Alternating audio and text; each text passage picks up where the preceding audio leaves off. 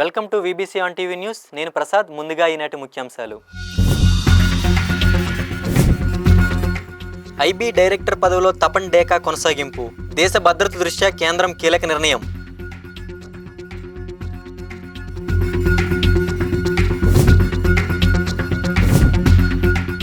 రోహింగ్యాల వలసలతో దేశ అంతర్గత భద్రతకు ముప్పు. యువత ఉపాధిని దెబ్బతీస్తున్నారని AP deputy CM Pawan Kalyan వ్యాఖ్య.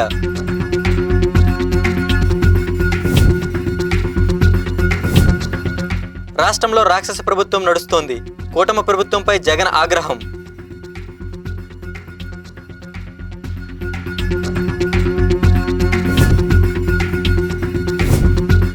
ఏపీలో రేషన్ వాహనాల వ్యవస్థ రద్దు. జూన్ 1 నుంచి రేషన్ పంపిణీ చౌక దుకాణాల ద్వారానే అని మంత్రి నాదెండ్ల మనోహర్ వెల్లడి.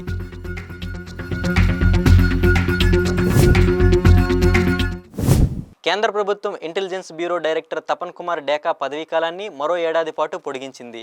ఈ పొడిగింపు 2025 జూన్ 30 తర్వాత ప్రారంభమై 2026 జూన్ వరకు లేదా తదుపరి ఆదేశాలు వచ్చే వరకు అమల్లో ఉంటుంది. తపన్ కుమార్ డేకా 1988 బ్యాచ్కి చెందిన హిమాచల్ ప్రదేశ్ క్యాడర్ ఐపీఎస్ అధికారి. 2022 జూలై 1న ఆయన ఇంటెలిజెన్స్ బ్యూరో డైరెక్టర్గా బాధ్యతలు స్వీకరించారు. అంతకుముందు ఆయన ఇంటెలిజెన్స్ బ్యూరోలో వివిధ స్థాయిలో పనిచేశారు. ముఖ్యంగా కౌంటర్ టెర్రరిజం విభాగంలో ఆయనకి విశేష అనుభవం ఉంది. 2008 ముంబై 26/11 ఉగ్రదాడుల సమయంలో ఆయన కీలక పాత్ర పోషించారు.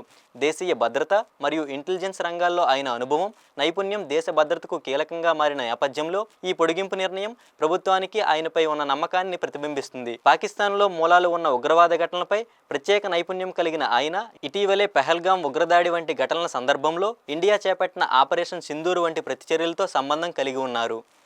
రోహింగ్యాల అక్రమ వలసలు రాష్ట్రంలో నిరుద్యోగ సమస్యను తీవ్రతరం చేయడమే కాకుండా దేశ అంతర్గత భద్రతకు కూడా పెను ప్రమాదంగా పరిణమిస్తున్నాయని ఆంధ్రప్రదేశ్ ఉప ముఖ్యమంత్రి పవన్ కళ్యాణ్ తీవ్ర ఆందోళన వ్యక్తం చేశారు. కొందరు ప్రభుత్వ యంత్రాంగంలోని వ్యక్తుల సహకారంతోనే రోహింగ్యాలు ఇక్కడ స్థిర నివాసాలు ఏర్పాటు చేసుకుంటున్నారని, వారికి సులభంగా ఆధార్, ఓటర్, రేషన్ కార్డులు కూడా అందుతున్నాయని సంచలన ఆరోపణ చేశారు. మంగళవారం గన్నవరం ఎయిర్పోర్ట్లో పవన్ కళ్యాణ్ మీడియాతో మాట్లాడారు.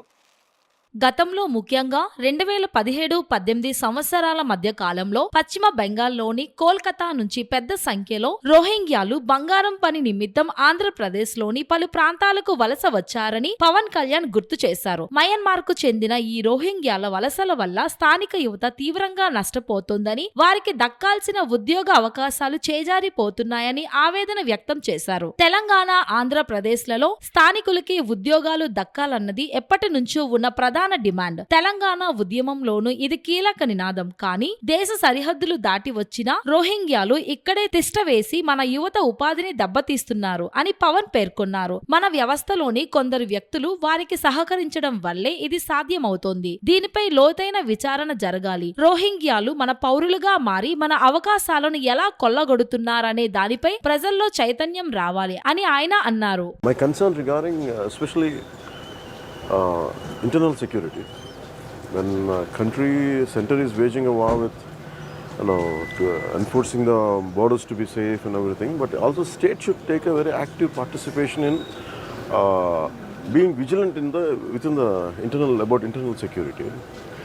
And my concern is always about this is Andhra Pradesh, and the south is a very soft target. We could previously we had seen in Coimbatore bomb blast had happened, and in Gokul Chat and all. I'm quite concerned about it, and especially in Kakinada port also I have the whatever inputs I had, based on that I think I have spoken, especially when a particular person called me who been apprehended by joint operation by both Telangana and AP police. I think that's a issue of concern for all of us, and I want to make sure that state police should be vigilant about it. That is one thing, and also state has a fundamental responsibility to make sure internal security is being taken care of. That is one concern I have. I think that's what I had expressed. And also about regarding Rohingyas, the last few years, I'm saying I can say from 2017 to 2018, I had been noticing, and people have been complaining to me when we were in opposition, 2017-2018, especially in certain parts of AP, a lot of people are coming from Bengal, and they're taking our jobs, and we are losing our employment. And this came from goldsmith. This came from especially I heard it more from a goldsmith sector. I said, where these guys are coming from? These guys are coming from Kolkata.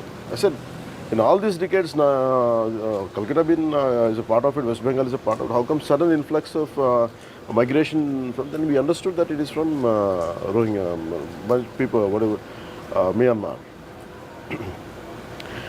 And the problem is, in Telangana or Andhra Pradesh, the main concern is the job should get for locals only.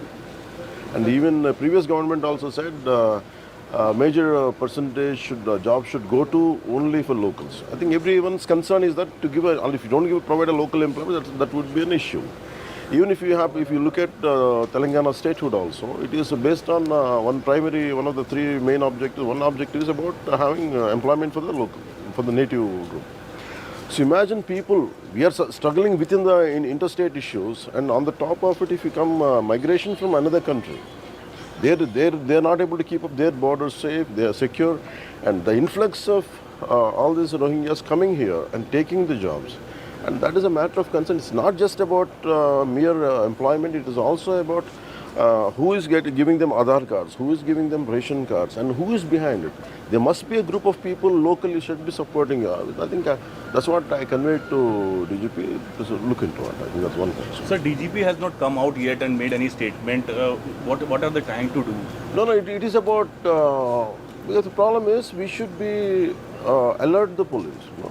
I said it from not just as a deputy chief minister, it's also I said it as a concerned citizen and a concerned president of a political party. I think on that basis I said it. సరిహద్దు అటవీ ప్రాంతాల్లో మదపుట ఏనుగుల ఆగడాలు పెరిగిపోతున్నాయని, ఇవి పంట పొలాల్లోకి దూసుకువచ్చి పంటలను నాశనం చేస్తుండటమే కాక అక్కడ ఉన్న ప్రజల ప్రాణాలను కూడా ప్రమాదంలోకి నెట్టుతున్నాయని పవన్ కళ్యాణ్ ఆందోళన వ్యక్తం చేశారు. చిత్తూరు, పార్వతీపురం, మన్యం, అల్లూరు సీతారామరాజు జిల్లాల్లో ఇటీవల కాలంలో మదపుట ఏనుగుల వల్ల జరిగిన దారుణ ఘటనలు అందరికీ గుర్తుండే ఉంటాయి. ఈ సమస్య పరిష్కారానికి కర్ణాటక ప్రభుత్వంతో ఒప్పందం కుదుర్చుకున్నామని తెలిపారు. ఈ నేపథ్యంలో కర్ణాటక ప్రభుత్వం నుండి 6 కుంకి ఏనుగులను తీసుకొచ్చేందుకు ఏపీ ప్రభుత్వం ఏర్పాట్లు పూర్తి చేసిందని తెలిపారు. ఈ ఏనుగులు ఈ నెల 21వ తేదీన రాష్ట్రానికి రానున్నాయని ప్రకటించారు. కుంకి ఏనుగుల సాయంతో మదపుట ఏనుగులను నియంత్రించగలమన్న నమ్మకం ఉంది. దీనికి కర్ణాటక ప్రభుత్వం పూర్తి సహకారం అందించడం అభినందనీయమని ఆయన తెలిపారు.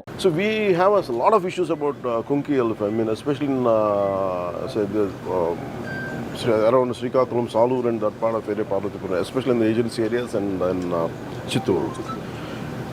We have issues, a lot of elephants are coming, they're bit wild elephants and in fact we don't know the very thin difference. Either have we encroached the lands of elephants or elephants have encroached our land, we don't know. There is an issue there. So I said finally we want to, and Karnataka government has tackled it very well. They have trained a lot of elephants and to make sure they have become guides to that wild elephant. So they make sure that they don't come into this area. They give them a proper path to go around. And I think that part would give some kind of safety and security for the farmers. Thank you. YCP అధినేత జగన్మోహన్ రెడ్డి మరోసారి కూటమి ప్రభుత్వం కొందరు అధికారుల తీరుపై తీవ్రస్థాయిలో విరుచుకుపడ్డారు. అన్యాయాలకు పాల్పడే వారిని వదిలిపెట్టే ప్రసక్తే లేదని, సమయం వచ్చినప్పుడు ఖచ్చితంగా సినిమా చూపిస్తామంటూ సంచలన వ్యాఖ్యలు చేశారు. వైసీపీ స్థానిక సంస్థల ప్రజాప్రతినిధులతో జరిగిన సమావేశంలో ఆయన మాట్లాడుతూ ఈ హెచ్చరికలు జారీ చేశారు. రాష్ట్రంలో ప్రస్తుతం రాక్షస ప్రభుత్వం నడుస్తోందని జగన్ ఆరోపించారు. కలియుగంలో రాజకీయాలు చేయాలంటే భయం ఉండకూడదు, కేసులకు జైళ్లకు బెదిరిపోకూడదు. అలా అయితేనే రాజకీయాలు చేయగలం. చంద్రబాబు చేస్తున్న రాజకీయాలు ఆ విధంగానే ఉన్నాయి అని ఆయన వ్యాఖ్యానించారు. ప్రజాస్వామ్యాన్ని పట్టపగలే కూనీ చేస్తున్నారని, ముఖ్యంగా స్థానిక సంస్థల ఉప ఎన్నికల్లో ఇది స్పష్టంగా కనిపిస్తోందని దుయ్యబట్టారు. పోలీసులు కూడా ఏకపక్షంగా వ్యవహరిస్తూ వైసీపీ వారిని అరెస్టులు చేస్తూ టీడీపీ వారిని వదిలేస్తున్నారని విమర్శించారు. మీరు ఏ పుస్తకంలోనైనా పేర్లు రాసుకోండి, అన్యాయం చేయాలనుకుంటే చేయమనండి, కొడతానంటే కొట్టమనండి, కానీ మాకు సమయం వస్తుంది, అప్పుడు అన్యాయాలు చేసిన ప్రతి ఒక్కరికి సినిమా చూపిస్తాం, రిటైర్ అయిన వారిని కూడా లాక్కొచ్చి తీరుతాం, దేశం విడిచి పారిపోయినా రప్పిస్తాం అని జగన్ తీవ్ర స్వరంతో హెచ్చరించారు. ఎటువంటి పరిస్థితుల మధ్య ఈరోజు మన రాష్ట్రంలో మనందరం ఈరోజు ప్రయాణం చేస్తూ ఉన్నాము అన్న సంగతి నాకన్నా బెటర్గా కూడా మీకే బాగా తెలుసు. ఎందుకంటే ఈరోజు ఒక రాక్షస యుగంలో ఉన్నాం. నేను మొన్న ఎవరో నా దగ్గరికి వస్తూ ఉన్నప్పుడు కూడా నేను ఏదో అంటా ఉంటే, కలియుగంలో రాజకీయాలు చేయాలి అని అంటే ఈ యుగం చంద్రబాబు యుగంలో రాజకీయాలు చేయాలి అని అంటే ఈ రాజకీయాలు చేసేటప్పుడు కేసులు వేస్తారు అన్న భయం లేనప్పుడే రాజకీయాలు చేయగలుగుతాం. జైళ్ళకు పంపినా కానీ పర్వాలేదు చంద్రబాబు నిన్ను ఎదుర్కొంటామనే ధైర్యం ఉంటేనే రాజకీయాలు చేయగలుగుతాం. అలా ఉండగలిగిన తెగువ ఎవరికైనా ఉంటేనే రాజకీయాల్లో ఉండగలగాలి, చేయగలగాలి అనేది మాత్రమే ఈ కలియుగంలో మనం నేర్చుకుంటా ఉన్న పాఠం అని చెప్పి చెప్తా ఉంటాం. ఈరోజు నిజంగానే రాజకీయాలు అలానే తయారయ్యి చంద్రబాబు నాయుడు ఈరోజు చేస్తూ ఉన్న రాజకీయంలో కనీసం 1% కూడా మనం ఆ రోజుల్లో ఎప్పుడు చేయలే. ఆ రోజుల్లో మనం ఏ ఒక్కరికి కూడా ఇబ్బంది జరగకూడదు అనే ఆలోచనలే చేసాం. ఇన్ఫ్యాక్ట్ నాకు బాగా గుర్తుంది, తాడిపత్రి మనం రాష్ట్ర వ్యాప్తంగా మున్సిపాలిటీలు అన్నీ మనం స్వీప్ చేసినాం. రాష్ట్ర వ్యాప్తంగా జెడ్పీటీసీలు స్వీప్ చేసినాం, ఎంపీటీసీలు స్వీప్ చేసినాం, సర్పంచ్ స్థానాలు స్వీప్ చేసినాం. మున్సిపల్ ఎలక్షన్లలో కూడా మనం ఓడిపోయింది బహుశా రాష్ట్ర వ్యాప్తంగా ఒక 2 మున్సిపాలిటీలు మనం ఓడిపోయినాం. అందులో తాడిపత్రి ఒకటి. ఈరోజు మొన్ననే చూసాం తిరువూరు ఎన్నిక, ఇప్పుడు కూడా జరుగుతూ ఉంది. ఇన్ఫ్యాక్ట్ తిరువూరు ఎన్నిక చూస్తే ఆశ్చర్యం కలిగించే నెంబర్స్. ఎందుకు ఎన్నికలు చేస్తూ ఉన్నారో కూడా ఎవరికి అర్థం కాదు. అక్కడ తిరువూరు పరిస్థితి ఏమిటి అని అంటే 17 వైఎస్ఆర్సీపీ గెలిస్తే 20లో 3 టీడీపీ. మా తెలుగుదేశం పార్టీ ఎక్కడ గెలుస్తుంది, ఎందుకు గెలుస్తుంది, అసలు పోటీ ఎందుకు పెడతా ఉన్నారు? ఆ భయానక పాలన సృష్టించడంలో భాగంగా ఈరోజు రెడ్ బుక్ రాజ్యాంగం నడుస్తూ ఉంది. ఈ రెడ్ బుక్ రాజ్యాంగంలో ఎవరైనా కూడా గొంతు విప్పుతారు చంద్రబాబు నాయుడుకు వ్యతిరేకంగా అని చెప్పి ఎక్కడ చంద్రబాబు నాయుడు గారికి అనిపించినా వెంటనే ఆ మనిషి గొంతు పట్టుకోవడం, ఆ నులిపేయడము అనేది ఎలా అనేది మాత్రమే చేస్తూ ఉన్నారు. నేను మీ అందరికీ ఒకటే చెప్తా ఉన్నా, మీ అన్నగా, మీ తమ్ముడిగా, మీ బిడ్డగా ఒకటి చెప్తా ఉన్నా, నెక్స్ట్ వచ్చే జగన్ 2.0లో పరిస్థితి ఈ మాదిరిగా ఉండదు. రేపు పొద్దున జరిగే ప్రతి విషయంలోనూ వైఎస్ఆర్సీపీకి కార్యకర్తే నెంబర్ 1గా ఉంటాడని మాత్రం ఖచ్చితంగా చెప్తా ఉన్నా. ప్రతి కార్యకర్తకు నేను ఒకటే చెప్తా ఉన్నా, ఎవడెవడైతే మీకు అన్యాయం చేశాడో పర్వాలా, అన్యాయం చేయండి, చేయించుకుంటాం, టైం మీది, కానియండి, కొట్టండి అని చెప్పి చెప్పండి. ఆడు ఎవడు ఏం చేస్తూ ఉన్నాడో పేరు రాసుకోండి. రెడ్ బుక్ అని నేను చెప్పను కానీ పేరైతే రాసుకోండి. మీరు ఏ బుక్లో రాసుకున్నా పర్వాలా, పేరైతే మీరు రాసుకోండి. దాని తర్వాత మాత్రం అన్యాయం చేసినోనికి సినిమా మాత్రం మనం చూపిస్తామని చెప్తాను. ఆ మనిషి రిటైర్డ్ అయి ఉన్నా కూడా లాక్కొని వస్తా, ఆ మనిషి దేశం విడిచిపెట్టిపోయినా లాక్కొని వస్తా. ఎవరిని వదిలిపెట్టేది ఉండదు. ఒక్కొక్కడికి మాత్రం సినిమా మాత్రం ఎలా చూపించానో అలా చూపిస్తామని మాత్రం చెప్తాను. ఖచ్చితంగా ఏదైతే నాటుతున్నారో, ఏదైతే ఇత్తుతున్నారో, ఇది 2 వీళ్ళకు పండే కార్యక్రమం కూడా జరుగుతుందని మాత్రం ప్రతి కార్యకర్తకు గట్టిగా చెప్పండి. ఎందుకనంటే ఈరోజు రాష్ట్ర వ్యాప్తంగా ఇదే జరుగుతూ ఉంది. ఒక్కొక్కని కథ వింటూ ఉంటే నిజంగా మనసుకు బాధ కలుగుతుంది. ఆ బాధ ఎలాంటి బాధ అంటే చెప్పలేం. అసలు మంగళగిరిలో ఒక పాపను, కృష్ణవేణి మంగళగిరి పాప, సోషల్ మీడియా పాప తీసుకొని పోయి, ఆడపాప అని కూడా, ఆడ కూతురు అని కూడా చూడుకోకుండా తీసుకొని పోయి హైదరాబాద్ నుంచి ఎత్తుకొని వచ్చి స్టేషన్లలో పెడతా ఉన్నారు. జూన్ 1వ తేదీ నుంచి ఆంధ్రప్రదేశ్లో రేషన్ సరఫరాలో కొత్త విధానం అమలు కాబోతుంది. చౌక ధర దుకాణాల ద్వారానే రేషన్ సరఫరా చేస్తామని, 66 ఏళ్లు పైబడిన వృద్ధులకు డోర్ డెలివరీ చేస్తామని ఏపీ పౌర సరఫరాల శాఖ మంత్రి నాదెండ్ల మనోహర్ తెలిపారు. మంత్రివర్గ సమావేశం అనంతరం కేబినెట్లో నిర్ణయాలను మంత్రి పార్థసారథితో కలిసి నాదెండ్ల మనోహర్ మీడియాకు వెల్లడించారు. 29,000 చౌక దుకాణాల ద్వారా గతంలో బియ్యం సహా ఇతర సరుకుల సరఫరా జరిగేది. గత వైకాపా ప్రభుత్వం MDUల పేరిట ఈ వ్యవస్థను నాశనం చేసింది. 9,260 మొబైల్ డిస్పెన్సింగ్ యూనిట్ల కోసం 1,860 కోట్ల రూపాయలు వృధా చేశారు. లబ్ధిదారులు తమ ఇబ్బందులను ఎవరికీ చెప్పుకోలేకపోయారు. 30% మందికి రేషన్ అందడం లేదని IVRS సర్వేలో తేలింది. రేషన్ సరఫరాకు వాహనాలు వచ్చాక జవాబుదారీతనం లేదు. సరుకులు ఎటు వెళ్తున్నాయో తెలియదు. వందల సంఖ్యలో క్రిమినల్ కేసులు ఈ వాహనాల ఆపరేటర్లపై నమోదయ్యాయి. బియ్యం అక్రమ రవాణా కోసం ఓ గ్రీన్ ఛానల్ ఏర్పాటు చేసుకున్నారు. 29,000 దుకాణాలకు 9,000 వాహనాలు సరిపోతాయా? దొంగ లెక్కలు చూపి బియ్యం దారి మళ్లించారు. ఒక్కో వాహనానికి నెలకు 27,000 రూపాయల చొప్పున పౌర సరఫరాల శాఖ చెల్లిస్తోంది. చాలా అంశాలు పరిశీలించి వీటిని రద్దు చేయాలని నిర్ణయించాం. చౌక దుకాణాలు ప్రతి నెల 1 నుంచి 15వ తేదీ వరకు అందుబాటులో ఉంటాయి. ఉంటాయి. జూన్ 1 నుంచి చౌక దుకాణాల ద్వారా మాత్రమే రేషన్ సరఫరా అవుతుంది. 9,260 వాహనాలు ఉచితంగా ఆయా లబ్ధిదారులకు బదలాయించాలని కేబినెట్ నిర్ణయం తీసుకుంది అని నాదెండ్ల మనోహర్ వివరించారు. గతంలో ఉన్న పీడిఎస్ రైస్ పంపిణీ వ్యవస్థ ఏదైతే ఫేర్ ప్రైస్ షాపుల ద్వారా రాష్ట్ర వ్యాప్తంగా 29,000 షాపుల్లో ప్రతి నెల 1వ తారీఖు నుంచి 15వ తారీఖు వరకు ఉదయం నుంచి రాత్రి వరకు ప్రజలకి అందుబాటులో ఉండి సరుకులు సరఫరా చేసే వ్యవస్థని కుట్రపూరితంగా గత వైఎస్ఆర్సీపీ ప్రభుత్వం రాష్ట్రానికి అపార నష్టం కలిగిస్తూ వినియోగదారులు కూడా కనివిని అనిగని రీతిలో ఇబ్బందికరమైన పరిస్థితులు తీసుకొచ్చారు. ఈ 9,260 MDU వ్యాన్లు ఏర్పాటు చేయడానికి కోసం 1,860 కోట్ల రూపాయలు ప్రజాధనాన్ని దుర్వినియోగం చేశారు. ట్రయల్ ప్రాజెక్టుగా ఇంటింటికి మేము డోర్ డెలివరీ చేస్తామని పెద్ద పెద్ద మాటలు చెప్పినవారు ఆ ట్రయల్ ప్రాజెక్ట్ కోసం, పైలట్ ప్రాజెక్ట్ కోసం మరొక 200 కోట్ల రూపాయలు వెచ్చించారు. చివరికి అంతిమంగా వినియోగదారుడికి చెప్పుకోలేని సమస్యలు, ఇంటింటికి ఎక్కడ కూడా డోర్ డెలివరీ జరగలేదు. ప్రతి వీధికి వచ్చి అది కూడా ఆ ఆపరేటర్కి ఏ విధంగా అనుకూలంగా ఉందో ఆ సమయానికే వచ్చి ఉన్నంతసేపు ఉండి వెళ్ళిపోయే పరిస్థితి ప్రతి ఒక్కరం కూడా మనం చూస్తూనే ఉన్నాం. మనకి ప్రజల్లో తిరుగుతున్నప్పుడు ఈ సమస్యలపైన వాళ్ళు ఎంతో ఆందోళన చెందుతూ మన దృష్టికి తీసుకొచ్చారు. ముఖ్యమంత్రి గారు కూడా కూటమి ప్రభుత్వం ఏర్పడిన తర్వాత IVRS సర్వే టేకప్ చేసినప్పుడు ప్రతి నెల సుమారు 30% లబ్ధిదారులు మాకు రేషన్ అందలేదనే విషయం ప్రతి నెల మాకు వివరాలు వస్తూనే ఉన్నాయి.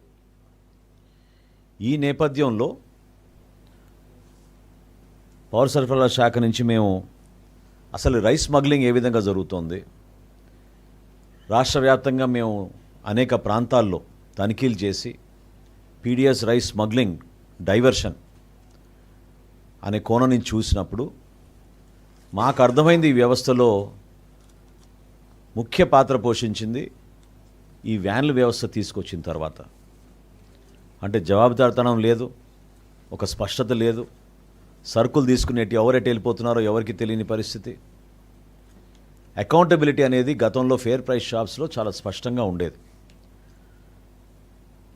డైవర్షన్ జరిగినప్పుడు డిసిప్లిన్ యాక్షన్ తీసుకోవాలంటే ఫేర్ ప్రైస్ షాప్స్ ఉన్నప్పుడు ఇమ్మీడియట్గా డిసిప్లిన్ యాక్షన్ తీసుకుని స్థానికంగా ఉన్న ఒక రెవెన్యూ సిబ్బందికి ఆ బాధ్యతలు అప్పచెప్పేవాళ్ళం.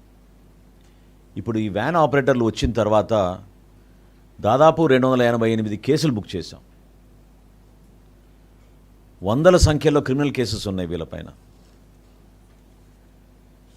వీరిని నియంత్రించే పరిస్థితి లేదు. పూర్తిగా వీళ్ళు ఆ సిండికేట్లో భాగస్వాములై రైస్ స్మగ్లింగ్ అనేది చాలా భారీ ఎత్తున ఆంధ్రప్రదేశ్లో ఒక వ్యవస్థను ఏర్పాటు చేసుకుని ఆ వ్యవస్థకి పూర్తి స్థాయిలో గతంలో ఏర్పాటు చేయడమే కాదు, ఒక గ్రీన్ ఛానల్ ఏర్పాటు చేసి రైస్ డైవర్షన్ అనేది చాలా లోతుగా వెళ్ళిపోయిన ప్రక్రియ. ఈ 29,000 ఫేర్ ప్రైస్ షాప్స్కి బదులు 9,260 MDU వ్యాన్లు ఏర్పాటు చేస్తే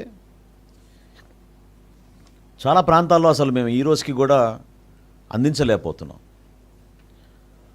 ఆశ్చర్యం ఏంటంటే 3వ రోజు కల్లా 93% రేషన్ మేము సప్లై చేసామని చెప్పి రిపోర్ట్లు పంపిస్తారు. సాధ్యం కాని పని.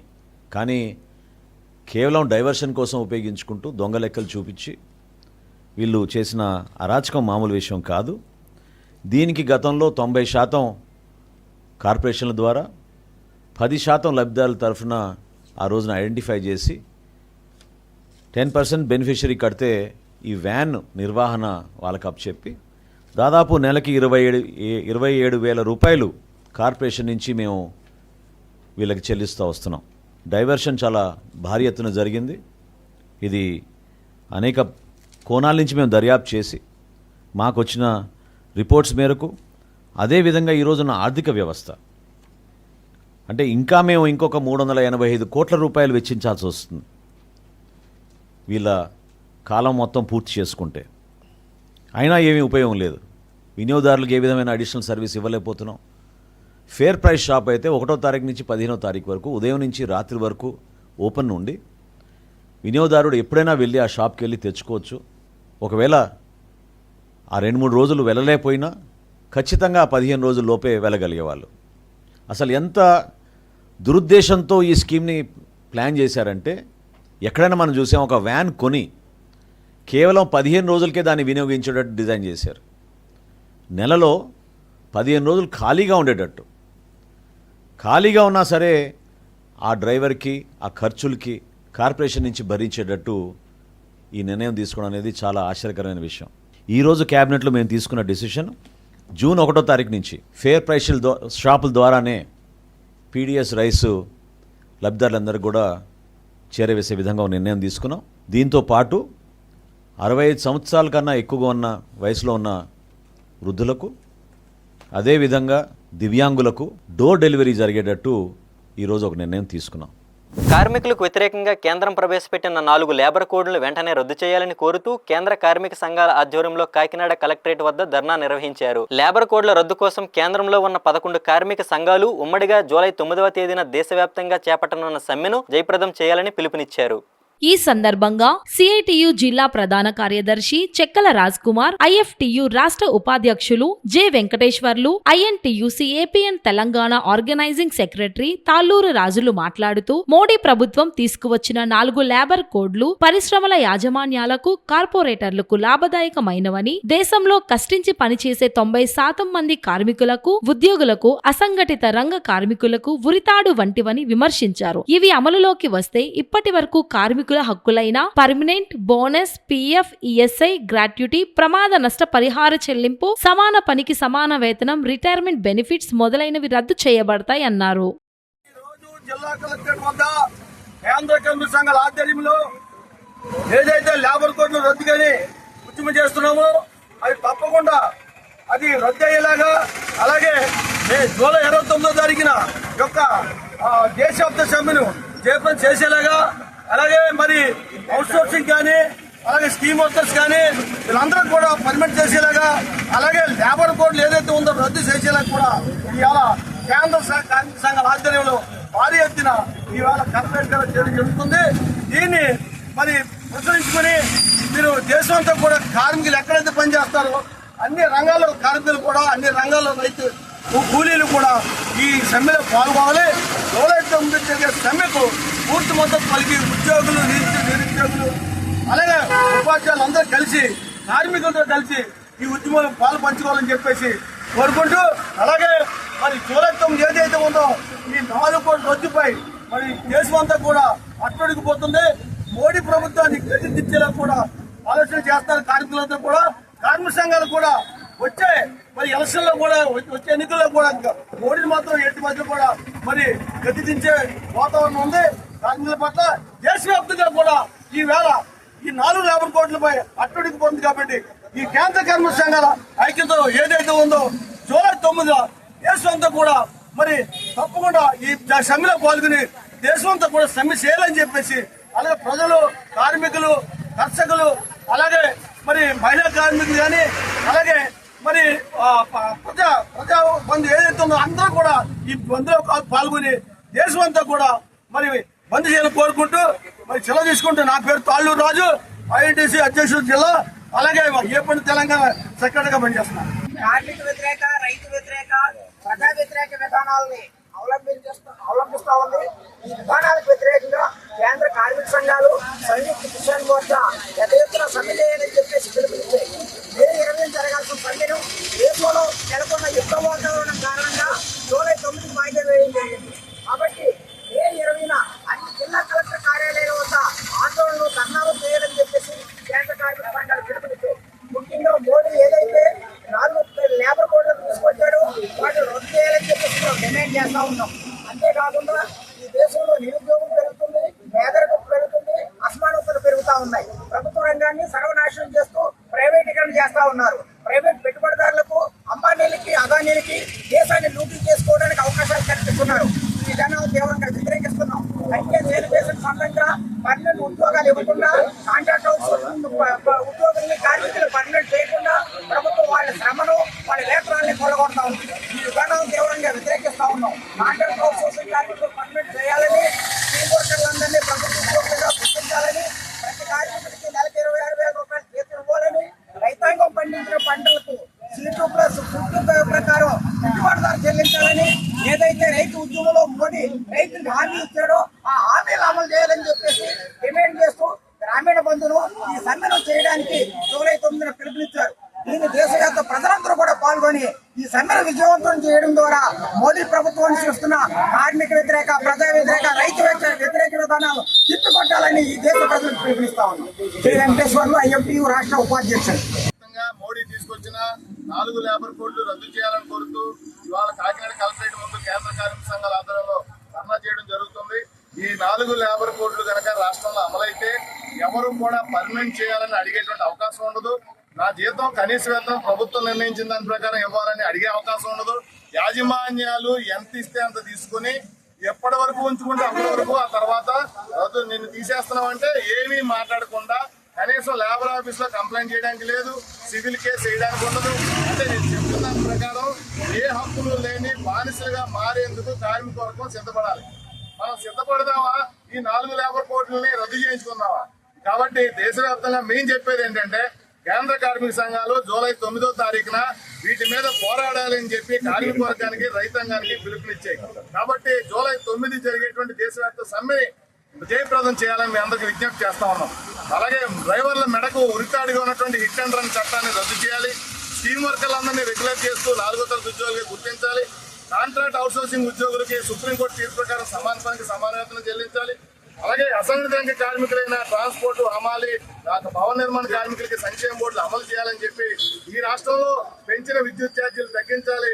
ఈ రాష్ట్రంలో ఈ 4 లేబర్ కోడ్ల అమలుని నిలుపుదల చేయాలని చెప్పి జనసేన, టీడీపీ కూటమికి హెచ్చరిక చేస్తున్నాం. లేదంటే దేశవ్యాప్త సమ్మె చేసి ప్రభుత్వాన్ని స్తంభింపజేస్తామని చెప్పి తెలియజేస్తా ఉన్నాం. సిఐటి జిల్లా ప్రధాన కార్యదర్శి చక్రవర్తి. తమకు కనీస వేతనాలు చెల్లించాలని డిమాండ్ చేస్తూ ఆంధ్రప్రదేశ్ తల్లి బిడ్డ ఎంప్లాయీస్ యూనియన్ CITU అనుబంధ సంస్థ ఆధ్వర్యంలో కాకినాడ కలెక్టరేట్ వద్ద ధర్నా నిర్వహించారు. ఈ సందర్భంగా తల్లి బిడ్డ ఎక్స్ప్రెస్ వాహన డ్రైవర్లు మాట్లాడుతూ నిత్యావసర వస్తువుల ధరల పెరుగుదల దృష్ట్యా తమకు కనీస వేతనం అమలు చేయాలని కోరారు. ప్రభుత్వం వెంటనే 3 నెలల వేతనాన్ని విడుదల చేయాలని వారు డిమాండ్ చేశారు.